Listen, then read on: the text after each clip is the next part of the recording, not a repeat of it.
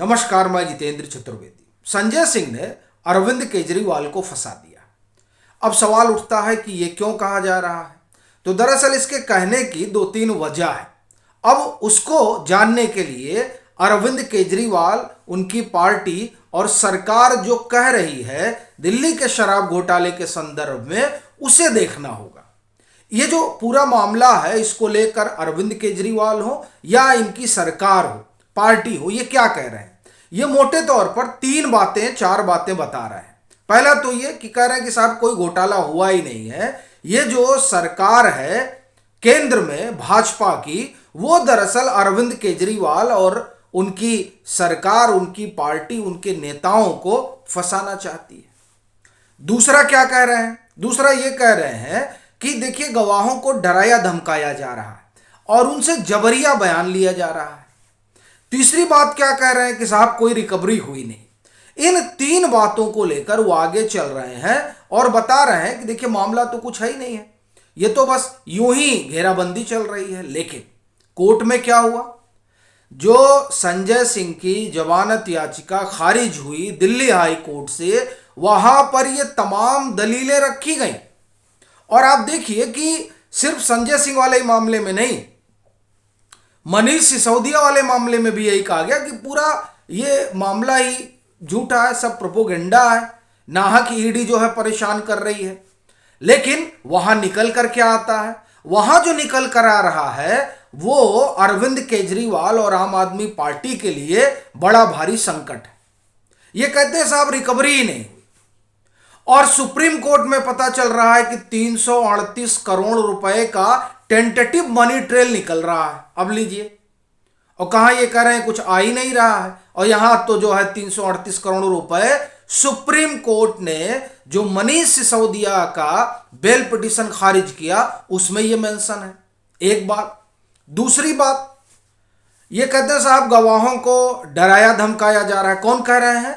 ये संजय सिंह भी बोले। तारीख थी 12 अप्रैल 2023। फिर आतिशी मारलेना ने 6 फरवरी 2024 को जो प्रेस कॉन्फ्रेंस की उसमें उन्होंने यही कहा। पर संजय सिंह की जमानत याचिका जो खारिज हुई, उसमें जो आर्ग्यूमेंट आया, जो एविडेंस आया, और ये कोर्ट के ऑर्डर में है, वो एविडेंस तो उल्टी कहानी बता रहा है। यानी वहां से ये बात निकल कर आ रही है कि ईडी छोड़िए, आम आदमी पार्टी के नेता ही जो है वो गवाहों को डरा धमका रहे थे कि अगर हमारा नाम लिया तो समझ लेना, अगर उनका नाम लिया तो समझ लेना। और ये मैं नहीं कह रहा हूं, ये कोर्ट के ऑर्डर में है और इस बात को कोर्ट ने कंसीडर किया है। और उससे भी बड़ी बात, चंदन रेड्डी, 6 लोगों का नाम तकरीबन संजय सिंह ने भी गिनाया था, जो उनकी 12 अप्रैल 2023 को प्रेस कॉन्फ्रेंस हुई थी। और उस प्रेस कॉन्फ्रेंस में इन्होंने ये जो 5-6 नाम लिए थे, उसमें एक चंदन रेड्डी भी थे। चंदन रेड्डी वो शख्स है जो हरिंदर सिंह नरूला के साथ गए थे 1 करोड़ रुपए डिलीवर करने संजय सिंह के सरकारी आवास पर। अब आप कहेंगे कि हरिंदर सिंह नरूला कौन है?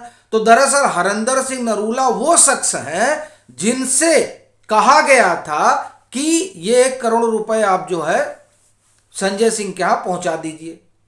और ये उस पैसे का हिस्सा है जो अभिषेक बोनापल्ली से लिया गया था। अभिषेक बोनापल्ली से 4 करोड़ रुपए लिए गए थे। किस बाबत? इस बाबत कि पार्टी फंड।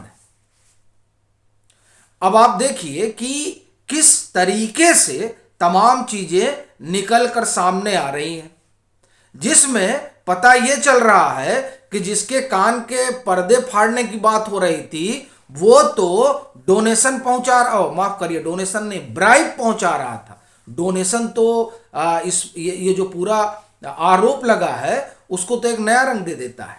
ये दरअसल क्या है कि ये ब्राइब दिया गया। अब लीजिए, तो अब यहां से सवाल उठता है कि ये चंदन रेड्डी को ये हड़का रहे थे या ईडी हड़का रही थी। जो भी हो, लेकिन एक बात तो तय है कि दिनेश अरोड़ा को जो धमकाया गया वो बात सामने आ चुकी। और चंदन रेड्डी के बहाने जो षड्यंत्र रचा जा रहा था वो षड्यंत्र भी खुल गया।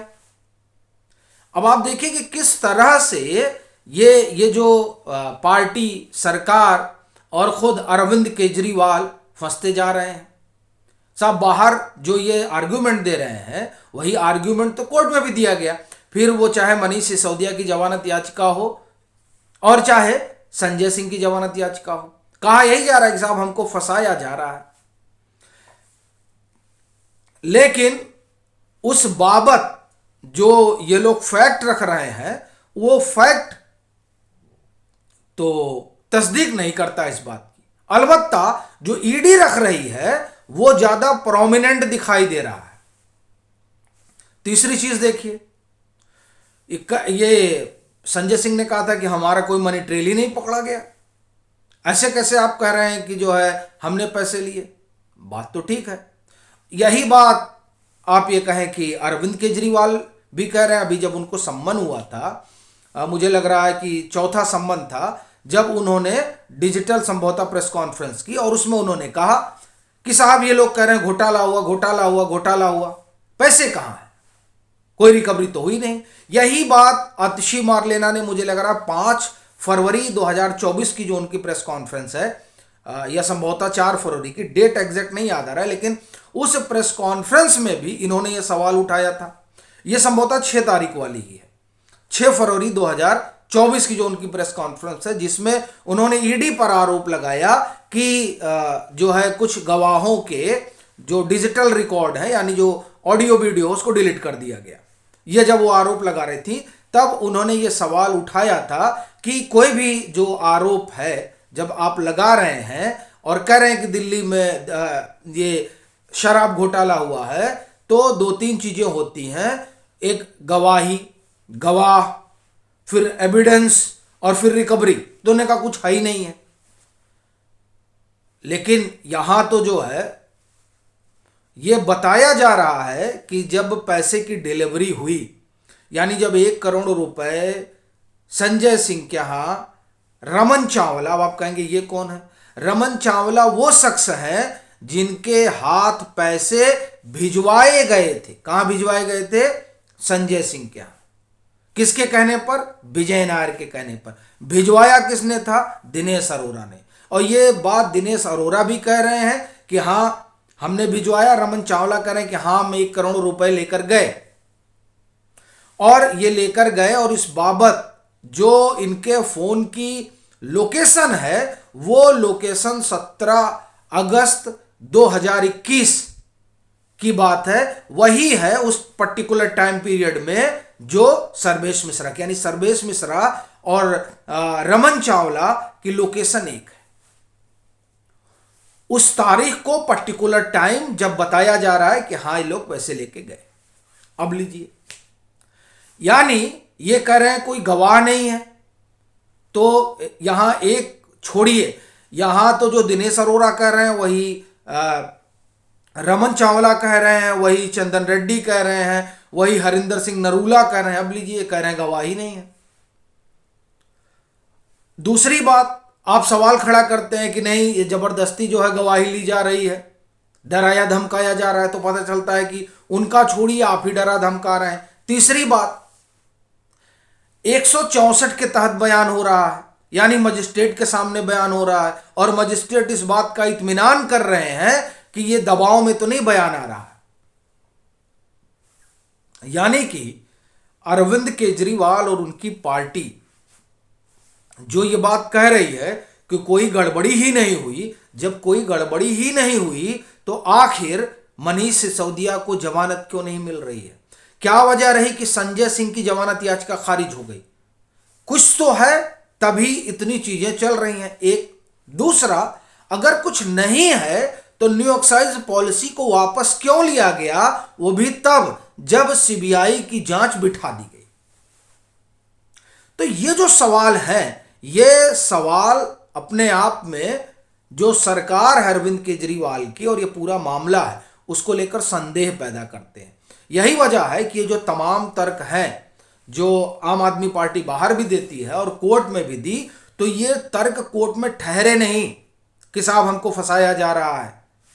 कोर्ट कह रहा है कि नहीं, आप जो कह रहे हैं वो तो एक अलग मसला है कि नहीं आपको फंसाया जा रहा है, लेकिन जो ईडी एविडेंस रख रही है उस एविडेंस से प्राइमा फेसाई ये लग रहा है कि ये दाल जो है वो काली है।